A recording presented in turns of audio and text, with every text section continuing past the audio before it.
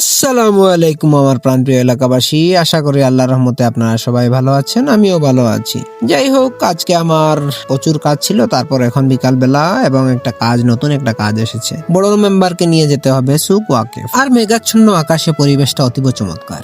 আর সুক Waqif হচ্ছে কাতারের অন্যতম পুরাতন মার্কেট, আর যেখানে তাদের ঐতিহ্য এখনো লালন হচ্ছে।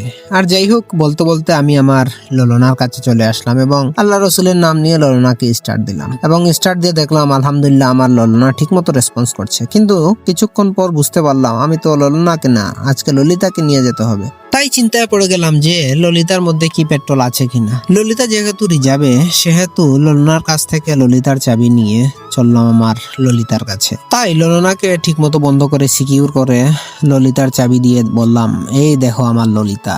আর ললিতার কাছে গিয়ে চিন্তা করলাম, দেখি আগে প্রথমে ললিতা ঠিক মতো রেসপন্স করে কিনা। তাই আবারও আল্লাহ রসুলের নাম নিয়ে স্টার্ট দিয়ে দেখলাম আমার ললিতা পুরোপুরি পারফেক্ট। আর যেহেতু পারফেক্ট, সেহেতু আমাকে চেক করতে হবে তেল আছে কিনা। এবং ললিতাকে একটু চুমু দিয়ে বললাম, আমার ভালোবাসা, তুমি কি ঠিক আছো? তারপর দেখলাম তেল নেই, তাই আমার বড় মেম্বারকে পিক করে চললাম তেল নিতে। কারণ তেল না নিয়ে গেলে আমি সুক ওয়াকিফ যেতে পারবো না, কারণ সুক ওয়াকিফ আমার রুম থেকে অনেক দূরে, আমার ঘর থেকে অনেক দূরে।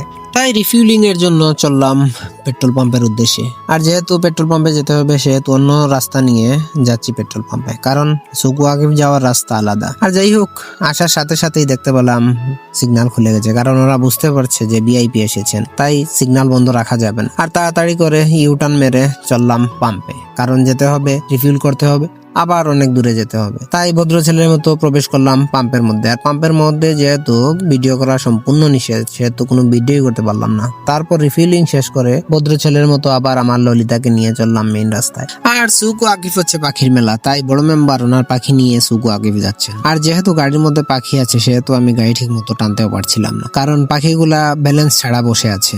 আর টান দিলে যদি পড়ে যায় এবং ওদের ডানা ভাঙার সম্ভাবনা থাকে, তাই আমি গাড়ি ঠিক মতো টানতে পারছিলাম না। আর আপনারা আমার মুখ দেখেই বুঝতে পারছেন কি কষ্ট নিয়ে আমি গাড়ি চালাচ্ছি। কিন্তু যাই হোক, পরিবেশটা খুবই শান্ত ছিল, কোনো পরিমাণ কোনো রোদ ছিল না, কোনো জামও ছিল না প্রথমে, তাই ভালোই লাগছিল গাড়ি ড্রাইভ করতে। আপনারা আমার মুখ দেখলে বুঝতে পারবেন। আর বড় মেম্বার বারবার চেক করছিলেন ওনার পাখি ঠিক আছে কিনা, কারণ একটা পাখির দাম ভাই অনেক বেশি। এদেশে আমাদের মতো প্রবাসীদের যে পরিমাণ দাম নেই, তাদের পাখির তার থেকে বেশি দাম। এক একটা পাখি অনেক বেশি দাম হয়। যাই হোক, আমি আপনাদেরকে দাম মেনশন করছি না, কারণ বিভিন্ন ক্ষেত্রে বিভিন্ন দাম হতে পারে। আর ড্রাইভিং এর প্রথম শর্ত হচ্ছে গাড়ির কন্ডিশন ভালো হওয়া। আর যেহেতু আমার ললিতা টিপটপ কন্ডিশনের, আর রাস্তাও যেমন টিপটপ কন্ডিশনের, সেহেতু রাস্তাতে গাড়ি চালাতে বেশ ভালো লাগছে। আর আমার বড় মেম্বার শেখের মতো বসে আছেন। আর ডান পাশে যে বিল্ডিং ছিল, সেটা হচ্ছে পুরাতন পাসপোর্ট বিল্ডিং। আপনাদের দেখিয়ে দিলাম যাতে ভবিষ্যতে আপনারা বুঝতে পারেন এটা পুরাতন পাসপোর্ট বিল্ডিং ছিল। আর যাই হোক, আপনারা দেখতে পাচ্ছেন 43 এক্সিট, এটা হচ্ছে সুক ওয়াকিফের এক্সিট যদি আপনি সামাল রোড দিয়ে আসেন।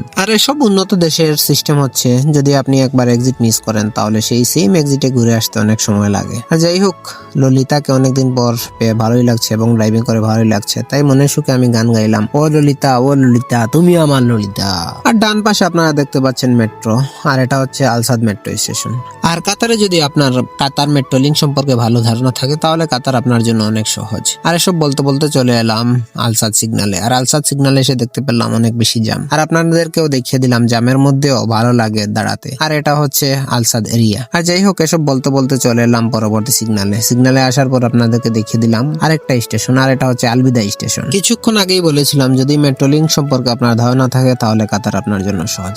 আর আমার কালো মুখ দেখিয়ে আবারও বললাম, চলো ভাই, এসব গপ্প না করে আমরা সামনে যাই। কিন্তু যত সামনে যাচ্ছি ততই জাম বাড়ছে, কারণ সুক ওয়াকিফে যেহেতু একটা ধরনের মেলা চলছে, সেহেতু একটু জাম হবেই। আর বাম পাশে যে মসজিদ দেখতে পাচ্ছেন, এটার নাম এখন আমার বর্তমানে মনে নেই, কিন্তু এটা একটা পপুলার মসজিদ। আর যাই হোক, সুক ওয়াকিফের আখের সিগনালে চলে এলাম এবং লেফট মারার পর বড় মেম্বারকে বললাম, তুমি তাড়াতাড়ি নেমে পড়ো, কারণ বড় মেম্বার এখানেই তানার পাখিকে নিয়ে নামবেন। তাই বড় মেম্বারকে নামিয়ে দিয়ে পার্কিং উদ্দেশ্যে রওনা দিলাম।